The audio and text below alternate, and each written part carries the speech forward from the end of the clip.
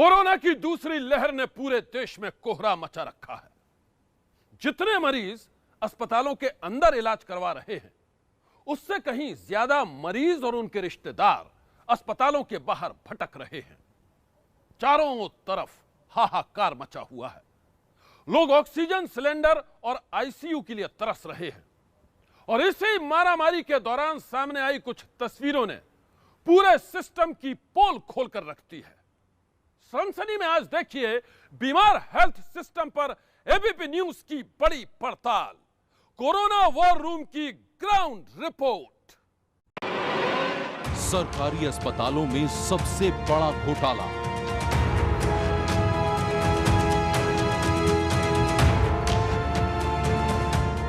Private hospital में इलाज के नाम पर लूट का खेल। यहाँ छाती में दर्द और हार्ट अटैक साहब है। कल खांसी उठी और रात को बुखार चढ़ा, चढ़ के ना अपने चलते बने। 12 बजे रात के 12 बजे फिर मैं वेंटिलेटर पर करके सुबह कह दिया जी डेट। कई अस्पतालों में घूमे हैं, किसी ने एडमिट हमारा मरीज नहीं करा जी। गांव-गांव खूनी वायरस के कहर की आंखों देखी। और हम मेरठ के जंगेटी गांव में, घर में क्या हुआ है? क्या हुआ का? महामारी के बीच मोर्चे पर ABP news, corona war room की ग्राउंड रिपोर्ट। सनसनी में आज सबसे पहले बात करते हैं पंजाब के बीमार हेल्थ सिस्टम की। पंजाब में सिस्टम की लापरवाही के कारण लाखों रुपए के वेंटिलेटर कबाड़ में तब्दील हो गए हैं। वो वेंटिलेटर जो किसी की जिंदगी बचा सकते थे, किसी मरीज की उखड़ती हुई सांसों को सहारा दे सकते थे, लेकिन पीएम केयर फंड से खरीदे गए सैकड़ों वेंटिलेटर लापरवाही की भेंट चढ़ गए। एबीपी न्यूज की पड़ताल के दौरान कैमरे में कुछ तस्वीरें कैद हुई हैं जो किसी बड़े वेंटिलेटर घोटाले की तरफ कर रही हैं इशारा।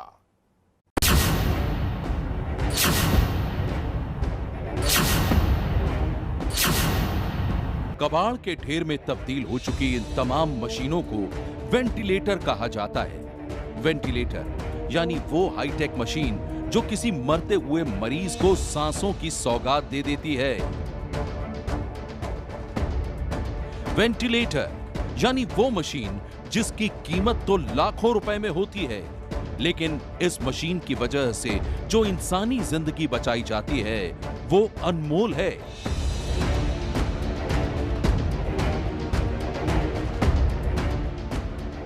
कोरोना की दूसरी लहर के कहर के दौरान आज पूरे देश में वेंटिलेटर के लिए मारामारी मची हुई है। चारों तरफ हाहाकार है और उसी हाहाकार के बीच कबाड़ में तब्दील हो चुके वेंटिलेटर्स की तस्वीरें सामने आई हैं।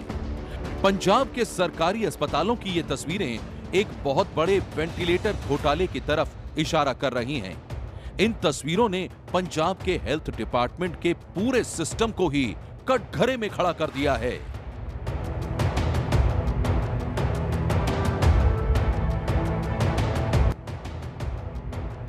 कोरोना काल में यह वेंटिलेटर घोटाला हुआ है पंजाब में। आप भी देखिए सैकड़ों वेंटिलेटर मशीनें किस तरह से पंजाब के अलग अलग सरकारी अस्पतालों में धूल खा रही हैं। पंजाब के एक सरकारी अस्पताल में धूल खा रही ये तमाम मशीनें भी किसी न किसी मरीज को नई जिंदगी दे सकती थीं। लेकिन इस वक्त तो इन मशीनों की अपनी जिंदगी खतरे में है। कोरोना महामारी के दौर में ये वेंटिलेटर मशीनें न जाने कितने कोरोना मरीजों की उखड़ती हुई सांसों को सहारा दे सकती थीं। लेकिन इस वक्त तो इन मशीनों को खुद ही सहारे की जरूरत है। भ्रष्ट और बीमार सरकारी सिस्टम का शिकार बनी ये मशीनें किसी अस्पताल के आईसीयू में नहीं बल्कि गोदाम में पड़ी हैं।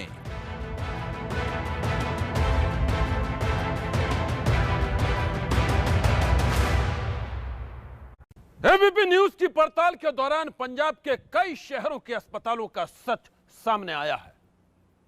आप यह जानकर हैरान रह जाएंगे कि पीएम केयर फंड से लाखों रुपए खर्च करके जो वेंटिलेटर खरीदे गए वो अस्पतालों तक पहुंचे जरूर, लेकिन कोरोना काल में मरीजों को उनका कोई फायदा नहीं मिला। शहर शहर बेनकाब हुआ है नकारे सिस्टम का शर्मनाक सच। आगे बढ़ने से पहले हम आपको बता दें कि अस्पताल में खराब पड़े ये तमाम वेंटिलेटर्स मरीजों की जान बचाने के लिए पीएम केयर्स फंड से भेजे गए थे। भारत सरकार की तरफ से पंजाब को 809 वेंटिलेटर मशीनें अलॉट की गई थी। इनमें से 82 वेंटिलेटर्स फरीदकोट मेडिकल कॉलेज को मिले थे।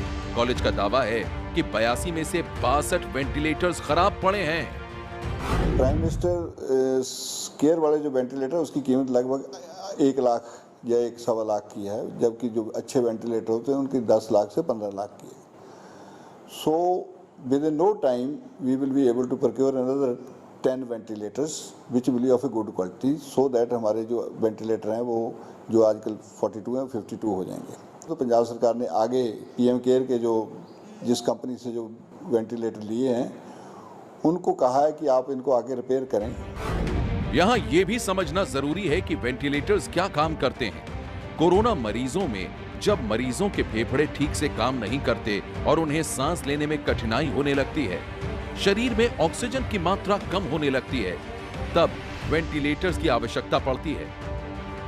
इसके जरिए मरीज के शरीर में ऑक्सीजन की मात्रा को सामान्य बनाया जाता है। कोरोना में वेंटिलेटर्स की जरूरत को देखते हुए ही पीएम केयर्स फंड से राज्यों को वेंटिलेटर्स मुहैया कराए गए थे ताकि दूसरी लहर का सामना किया जा सके। लेकिन दूसरी लहर के वक्त भी वेंटिलेटर्स काम नहीं आ रहे। सवाल घटिया किस्म के वेंटिलेटर्स पर उठ रहे हैं और नियत पर उठ रहे हैं। आखिर वो कौन से अधिकारी और एक्सपर्ट हैं जिन्होंने पीएम केयर फंड से इस तरह के घटिया और सस्ते वेंटिलेटर्स खरीदे? ये अकेले पंजाब का मामला नहीं है, या हम यूं कहें कि ये वेंटिलेटर्स अगर वाकई ही घटिया हैं तो पंजाब के अलावा देश के अन्य राज्यों में भी सप्लाई हुए होंगे। भारत सरकार को इसकी जांच करवानी चाहिए कि आखिरकार किसकी मंजूरी से इस तरह के वेंटिलेटर्स को खरीदा गया।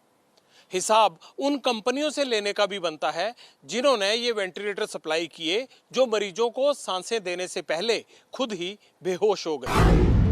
पंजाब में पीएम केयर्स फंड से 809 वेंटिलेटर्स अलॉट हुए थे, जिनमें से 558 लगाए गए, जबकि 251 इस्तेमाल ही नहीं हो रहे। ये संख्या काफी बड़ी है। ऐसे में सवाल ये है कि ये वेंटिलेटर्स कब सप्लाई हुए और कब खराब हो गए। केंद्रीय स्वास्थ्य सचिव राजेश भूषण की इस चिट्ठी पर जरा गौर कीजिए।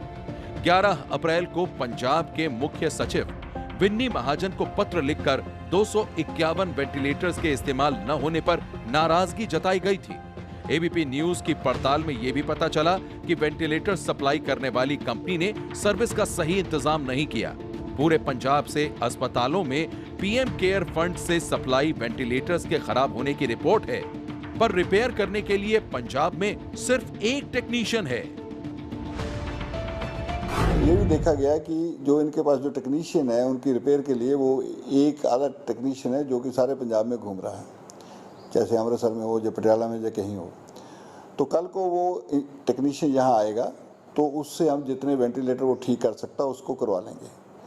सो एट प्रेजेंट हमारी situation is not that bad, but yes 10 ventilator यदि हम और ले लें which can be within 10 डेज, और in addition to this in जो 62 वेंटिलेटर ये जो ठीक हो जाएं तो फिर कोई कमी नहीं है। फरीदकोट के बाद अब हम आपको मोहाली की तस्वीरें दिखाते हैं। एबीपी न्यूज की पड़ताल में पता चला है कि मोहाली में 20 वेंटिलेटर खराब पड़े हैं। दरअसल पीएम केयर्स फंड के तहत मोहाली के 2 निजी अस्पतालों को 20 वेंटिलेटर्स दिए गए थे। लेकिन आप ये जानकर हैरान रह जाएंगे कि इन अस्पतालों में वेंटिलेटर्स सिर्फ इसलिए इस्तेमाल नहीं किए जा रहे हैं क्योंकि अस्पताल के स्टाफ को वेंटिलेटर चलाने आते ही नहीं हैं। अस्पतालों में धूल फांक रही वेंटिलेटर मशीनों को देखकर कई सवाल उठ रहे हैं। सबसे अहम सवाल यह कि पंजाब में पिछले 1 साल के दौरान कोरोना से लड़ने के लिए क्या यही तैयारियां की जा रही थी? सवाल यह भी है कि लाखों रुपए की वेंटिलेटर किसकी लापरवाही से कबाड़ में तब्दील हो गए। मैं आपको बता दूं कि हमारी पड़ताल में फरीदकोट से लेकर अमृतसर तक और फिरोजपुर से लेकर होशियारपुर तक कई अस्पतालों की पोल खुल गई। हर जगह हालात एक जैसे थे।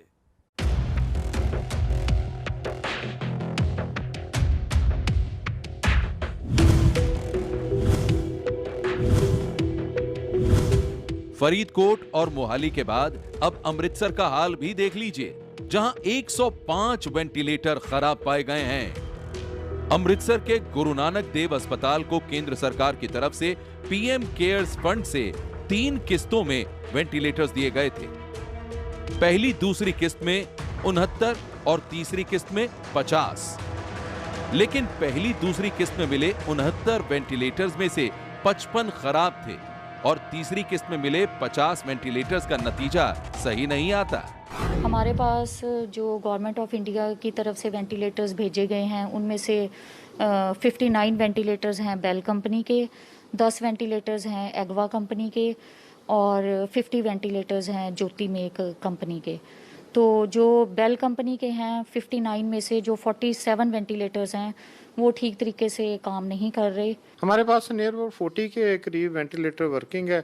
उस 40 को तो वर्किंग किया होगा, प्लस जो बाकी के हैं उनको किसी और मेथड से हम वेंटिलेट कर रहे हैं। ट्रीटमेंट तो चल रहा है उनका? ट्रीटमेंट बिल्कुल सही चल रहा है उनका और इंजीनियर भी आए हुए हैं वेंटिलेटर ठीक करने के लिए। होपफुली वो 1-2 दिन में बाकी भी ठीक हो जाएंगे। अमृतसर की तरह ही होशियारपुर और फिरोजपुर के सरकारी अस्पतालों में भेजे गए वेंटिलेटर्स भी खराब निकले। शेप चार ਦੇ ਵਿੱਚ थोड़ी बहुत दिक्कत है और ਅਸੀਂ ਲਿਖ ਕੇ ਜਿਹੜਾ है कारपोरेशन में भेजा है इंजीनियर और जल्दी ठीक हो जाएगा। अब सवाल ये है कि जब इन वेंटिलेटर्स को खास तौर पर कोरोना के मरीजों के इलाज के लिए ही खरीदा गया तो इतनी बड़ी धांधली क्यों हो गई? उससे भी गंभीर बात यह है कि ये खरीद पीएम केयर फंड से की गई थी। तब भी खराब वेंटिलेटर्स खरीदकर अस्पतालों को भेज दिए गए। इसलिए वेंटिलेटर्स की खरीद में किसी बड़े घोटाले की बू आ रही है। और अगर घोटा है तो सबसे बड़ा सवाल यह है कि कौन है इस वेंटिलेटर घोटाले का असली गुनाहगार?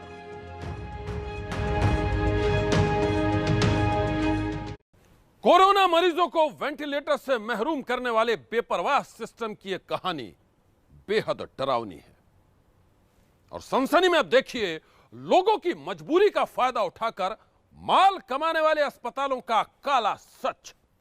यूपी के कई बड़े अस्पतालों पर लग रहे हैं इलाज के नाम पर खुली लूट के सनसनीखेज इल्जाम।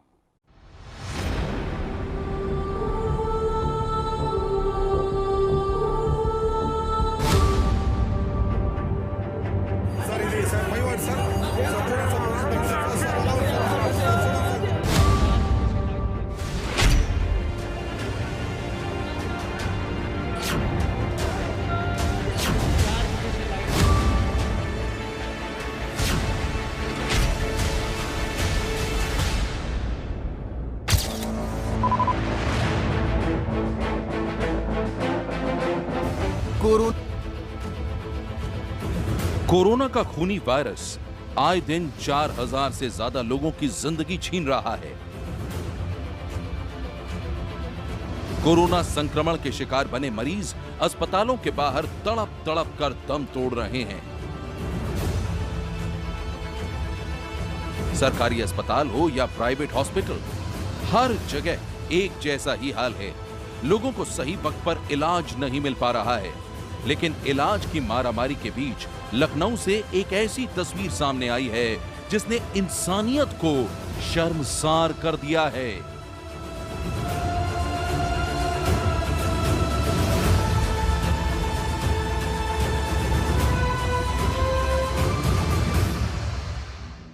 को उनको वहाँ पे एडमिट करवाया। तो हमको जब एडमिशन के लिए हम गए तो हमको वहाँ पे तुरंत बताया गया कि आप जो है 3 लाख रुपए जमा कर दीजिए। मैंने 3 लाख जमा नहीं किए, मैंने 60,000 के आसपास मैंने पेमेंट कर दिया। उसके बाद मैंने कहा एडमिशन हो जाए, उसके बाद बाकी का प्रोसेस देखेंगे बाद में। दवाइयों में इन्होंने सबसे बड़ा खेल जो किया कि मतलब जो हमारी नॉलेज के बिना बहुत सारी दवाइयाँ कौन ले आ रहा है, किसके नाम पर जो है वो पर्चा लिख करके दवाई ले गई, हमारी नॉलेज में नहीं था। तो लैब चार्जेस वहाँ पे समझ लिए कि 4 टाइम्स 5 टाइम्स वहाँ पे एक्स्ट्रा वसूली की जा रही है।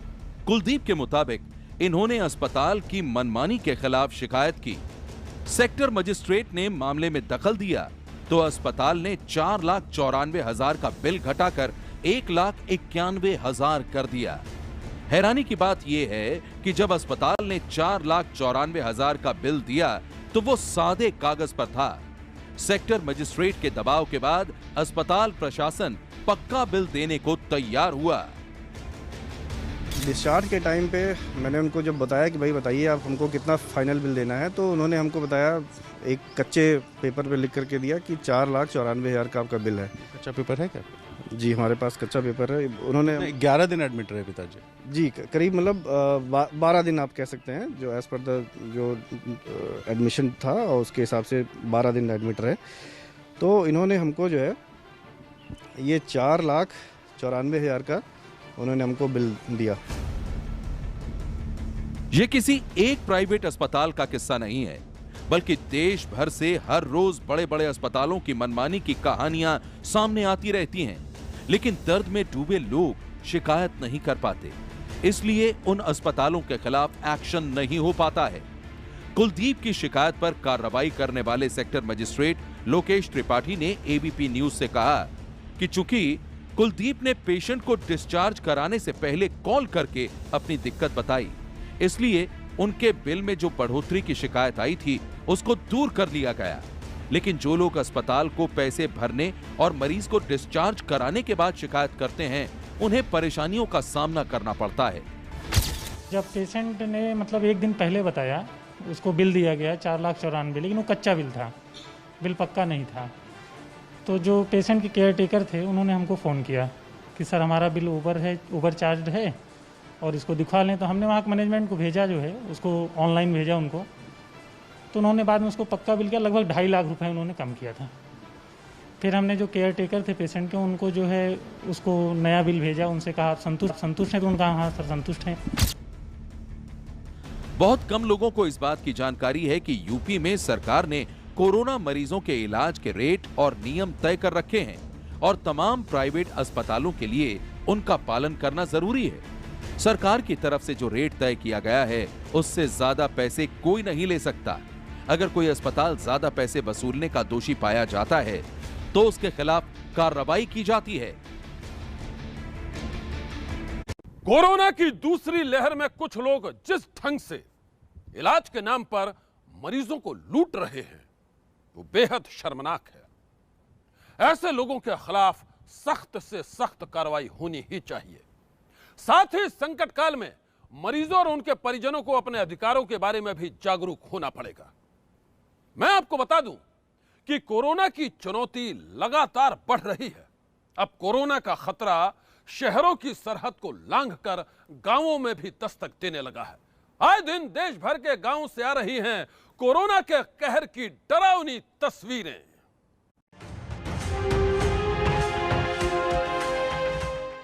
शहरों के बाद अब गांव में भी नजर आने लगा है खूनी वायरस का कहर। गांव में कोरोना से हो रही मौत के बाद हाहाकार मचा है। सरकार इधर ध्यान नहीं दे रही, टेस्टिंग नहीं हो रही है यहाँ पर। मौत है जी, कई हो गई जी, 4-5 तो एक दिन हुई थी और भी होगी पहले भी थी। यूपी के कई गांव में कोरोना ने लोगों को अपना शिकार बनाया है। हमें सबसे बड़ी चुनौती गांवों में कोरोना के संक्रमण को रोकने का है। बार बार ये कहा जा रहा है, यानी दावा किया जा रहा है कि धीरे धीरे शहरी इलाकों में कोरोना का संक्रमण घट रहा है, लेकिन शहरों की बात तो छोड़ ही दीजिए। गांव में सबसे बड़ा खतरा है इस वक्त, क्योंकि गांव में न तो इलाज के उपाय हैं, न अस्पताल है, न टेस्टिंग है, न किसी को उस तरह की समझ भी है। तो अगर यहाँ कोरोना का विस्फोट हो गया तो समझिए भगवान ही मालिक है। एबीपी न्यूज संवाददाता पंकज झा गांव में कोरोना की ग्राउंड रिपोर्ट के लिए मेरठ के गांव जंगेठी पहुंचे। गांव में जब घूम घूम कर पूछा तो हालात बेहद खराब होने की जानकारी मिली। मेरठ के जंगेठी गांव में ये जो घर है, इनमें भी कोविड पॉजिटिव हैं, ये आइसोलेट हो गए हैं। लेकिन क्या इन्हें जो सरकार की तरफ से दावे किए जा रहे हैं वो सुविधाएं मिलती हैं, नहीं मिलती हैं? काफी दिनों से चल रहा, करीब ये समझो पिछले महीने की 4-5 तारीख से अब तक 25-26 मौत हो चुकी। 25-26 मौत कितने दिनों में? ये समझो 1 महीने के अंदर अंदर। 1 महीने में आप कह रहे हैं 25-26 मौत। महीने से कम ही हुई है। तो मतलब क्या उनको किस तरीके की तकलीफ होती थी? जैसे कोविड में कहते हैं ना कि सर्दी, खांसी, उनका बुखार। जैसा सांस खिंच का आना या खांसी उठना, बुखार बनना। ये पता चला कल खांसी उठी और रात को बुखार चढ़ा, चढ़ ना अपने चलते बने। इन लोगों के टेस्ट वेस्ट करवा रहे हैं कि नहीं? टेस्ट करवाए हैं, कुछ होना जो रोंटे जाकर टेस्ट करवाए हैं, लेकिन यहाँ कोई टीम टेस्ट वगैरह नहीं आई। इलाज नहीं है। इलाज तो आप कह रहे हैं कि अगर मान लीजिए किसी को कोई बीमारी हो, मत आप जो कह रहे हैं 25-26 मौतें हो गई, तो फिर जब उनको इस तरह के सिम्टम्स आते हैं, लक्षण आते हैं, तो क्या करते हैं? ये करते हैं कि मरीज को ले जाकर डॉक्टर के जाते हैं। डॉक्टर कोई पकड़ता नहीं, दवाई देने के लिए तैयार नहीं है, डॉक्टर देखने के लिए तैयार नहीं है, तो क्या करते हैं फिर अपने घर ही लिया। मैं अपने घर ले आई, जो कुछ दवाई हाथ लगी वो अपना दी, वो अपना। गाँव के अगल बगल में अस्पताल कितनी दूर है? यहाँ अस्पताल यहाँ से करीब कोई 1.5 किलोमीटर है।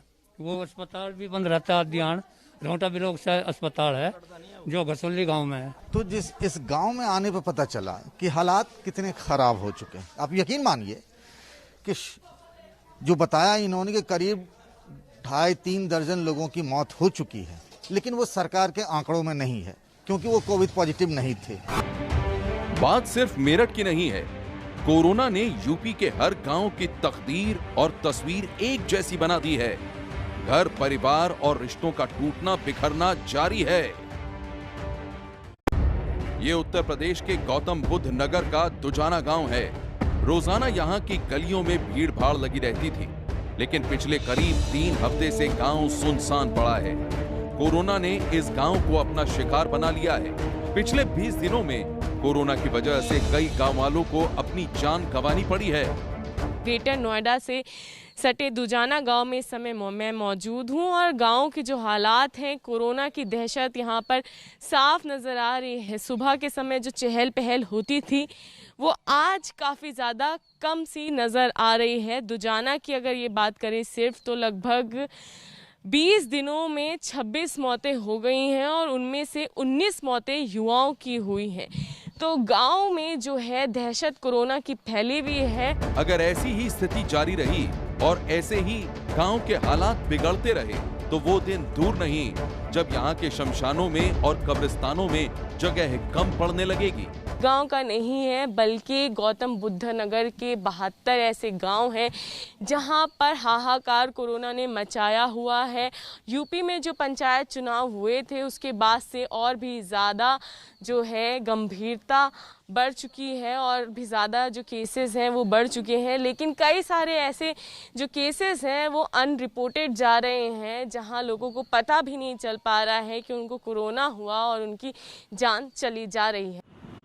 कोरोना की दूसरी लहर में देश आज उस मोड़ पर खड़ा है जहां गांवों और शहरों की सरहद के फासले मिट चुके हैं। खूनी वायरस का खतरा चारों तरफ है। यह खतरा हर इंसान की जिंदगी पर मंडरा रहा है। इसलिए हम बार बार आपसे गुजारिश करते हैं कि कोरोना वायरस को हल्के ढंग से बिल्कुल मत लीजिए।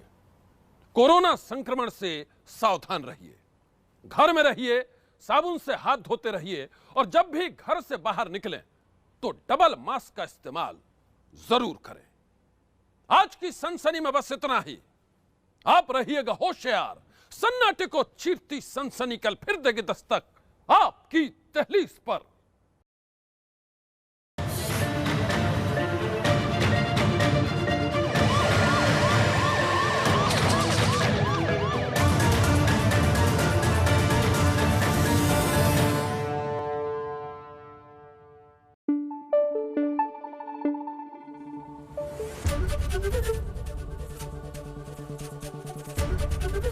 एबीपी न्यूज आपको रखे आगे।